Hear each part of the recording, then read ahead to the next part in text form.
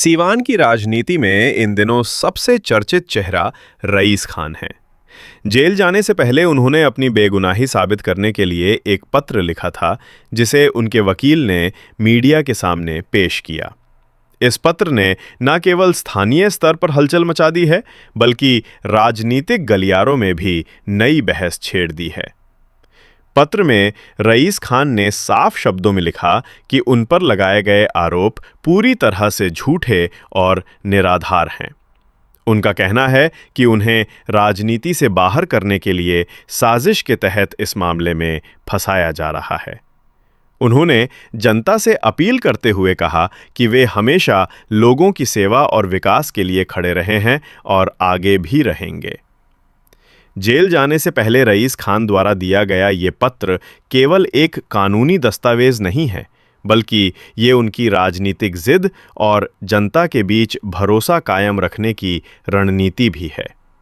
अब देखना ये होगा कि अदालत में उनकी दलीलें कितनी कारगर साबित होती हैं और चुनावी मैदान में इसका कितना असर पड़ता है। को स्थानीय प्रशासन के वरीय पदाधिकारी, जिसमें आरक्षी अधीक्षक महोदय, उप आरक्षी महानिरीक्षक महोदय, जो पुलिस महकमा का ऊंचा पद है, ऐसे लोगों के नेतृत्व में पुलिस पदाधिकारियों के द्वारा बहुतायत की संख्या में छापा मारा गया। छापा मारने के बाद उनके घर को सर्च किया गया। उनके घर में लगे हुए सीसीटीवी के डिवाइस को तोड़ा गया, उसके तार को हटाया गया और जो उस डिवाइस कैमरों को तोड़ने के बाद जो उसकी डिवाइस होती है, जो जिसमें कि घटनाक्रम संकलित होते हैं, उस डिवाइस को भी तोड़ा मोड़ा गया है। तो इसके पीछे एकमात्र उद्देश्य यह हो सकता है कि जो वहाँ की वस्तु स्थिति है, उस वस्तु स्थिति को छिपाया जाए। अन्यथा अगर वह चालित रहता, वह स्वचालित होता है, आप सभी जानते हैं, और जो सुन रहे हैं, जो देख रहे हैं, वो अभी लोग जानते हैं।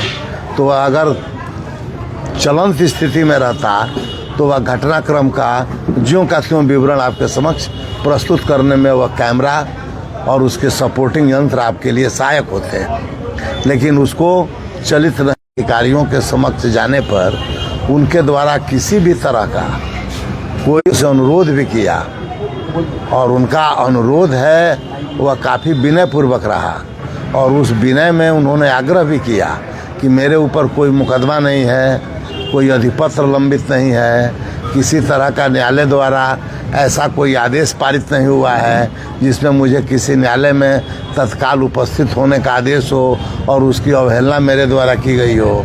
तो मेरे विरुद्ध जब कुछ नहीं है तो यह कार्रवाई क्यों?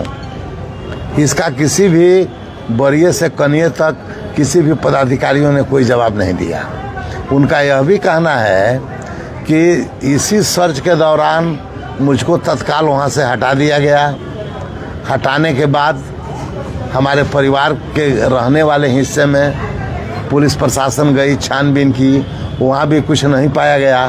तो रईस खान पुलिस हिरासत से न्यायिक हिरासत को जा रहे थे।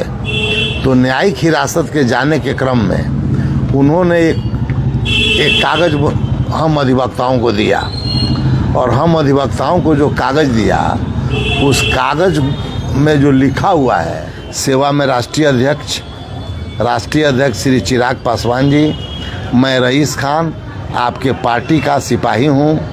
मुझे आप लाइटर दिखाओ ना, मुझे झूठा केस में फंसाया गया है। मैं आपसे अनुरोध करता हूँ कि यह केस आप अपने संज्ञान में लेकर देश के उच्च कोर्ट के जांच एजेंसी से जांच करावें या मेरा नार्को टेस्ट करावें, क्योंकि मैं पार्टी के लिए मजबूती से कार्य करता था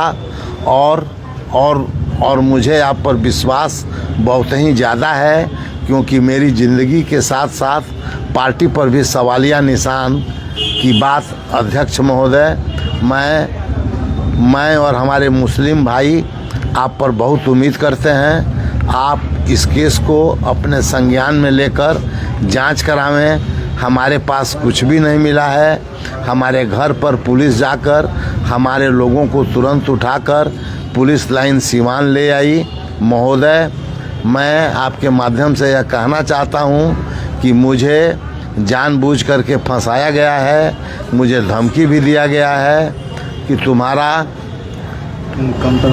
तुम्हारा काउंटर करा देंगे, तुम्हारे परिवार को ख़त्म कर देंगे। साथ ही एक टारगेट लेकर पुलिस काम कर रही है। मैं अपने समर्थ भाई से अपील करना चाहता हूं कि आप लोग मेरे लिए भगवान से प्रार्थना करें कि मैं मुस्लिम भाई से भी अपील करता हूं कि आप लोग शांति व्यवस्था बनाएं, किसी तरह का फसाद का कार्य नहीं करें।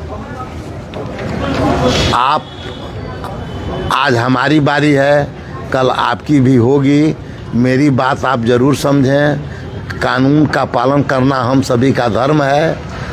और इसके साथ ही उन्होंने यह भी पत्र में लिखा है कि वक्त का यही तगाजा है। मैं अपने सिवान के असशक्त जनता से भी अपील करता हूं कि मुझे झूठे केस में फंसाया गया है। आपसे भी नम्र निवेदन है कि आप लोग भी मेरे लिए सरकार से जांच का मांग करें, नार्को टेस्ट का मांग करें। और मुझे सरासर गलत फंसाया गया है। इस तथ्य को आप लोग शांतिप्रिय ढंग से विधि विधान के प्रावधानों के अनुकूल सरकार और जहां उचित समझें वहां रखें, क्योंकि जनता ही सभी शक्तियों की मालिक है। और मुझे यह पूरा विश्वास है कि मेरे साथ न्यायालय से न्याय मिलेगा। मैं इस पत्र के माध्यम से अपनी बात को रखा हूं, इसलिए मैं अपनी पार्टी LJPR और सारण के समस्त जनता से, सिवान सारण के समस्त जनता से अपील करता हूं कि आप लोग बिहार सरकार, केंद्र सरकार से जांच का मांग करें ताकि सही तथ्य का जांच हो जाए। मुझे केवल यह साबित करना है कि मैं निर्दोष हूं। इसके सिवाय मुझे कुछ नहीं कहना है। सिवान की जनता सब जानती है, मुझे बार बार झूठा केस में प्रशासन फंसाती आ रही है। सिवान के समस्त जनता को आपका सेवक मोहम्मद रईस खान, गयासपुर, सिवान। यह पत्र उन्होंने 22/9/2025 के तारीख में हस्ताक्षरित करके न्यायालय परिसर से मंडल कारा सिवान जाते हुए अधिवक्ता महोदय लोगों को जो समर्पित किया है, उसी पत्र के आधार पर मैं यह सूचना आपको दे रहा हूं। इस पत्र के संकलन के तथ्यों को मैंने पढ़कर आपको सुनाया है।